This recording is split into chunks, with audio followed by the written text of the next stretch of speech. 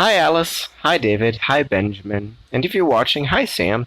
It's Daddy with another bedtime story. This is the last part of Snow White and Rose Red, so if you're just coming onto this video and you haven't watched those other parts, go back and watch them. Just to remind you what's been going on, the first part was about how kind Snow White and Rose Red spent the winter together with some animals in their cottage, or that it was very nice to be kind. And in the second part of the story, they helped a dwarf a couple of times who was very mean about it, and they still found that it was important to be kind. So let's see what happens in this part of the story. And as per usual, we have a picture, and this picture is of the bear again, it looks like, sitting there looking very pleasant and very cute. So I think I want to find out more about this very pleasant and very cute bear. One day, Snow White and Rose Red were on their way to town to do some shopping. All at once they saw the thankless dwarf struggling vainly with a huge eagle. Forgetting their resolve, the girls prized him out of the bird's claw. "Fie, you horrid little wretches, you've ruined my tunic," hissed the dwarf, throwing a sack of jewels across his shoulder and disappearing as before. Towards evening, as they returned home, they spied him playing with diamonds on a patch of ground he had cleared. "What are you staring at?" he squealed angrily. Just then, a huge bear emerged from the forest, making straight for the dwarf.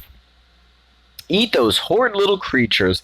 "Not me," pleaded the little man, but the bear struck him a great blow with his huge paw, laying him dead in the grass. Snow White and Rose Red took to their heels, but they heard a voice call, "Do not be afraid, it is I, your friend the bear." They turned around, and lo and behold, the black bear skin had fallen away, and there stood a prince dressed all in gold. "The wicked dwarf once stole all my treasures and turned me into a bear," he said. "Now that he is dead, the spell is broken." As he spoke these words, a golden coach appeared by magic. The three of them sat in it and set off for the cottage to pick up Mother, the sheep, and the white dove. Then they all drove together to the prince's palace.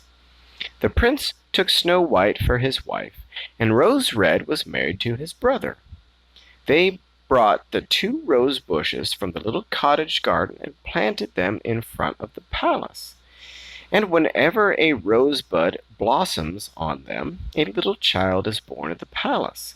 Sometimes it is white as snow, sometimes it is red as a rose. The end. So, what do you think we can learn from this? Was it nice to hear that Snow White and Rose Red were kind to everyone?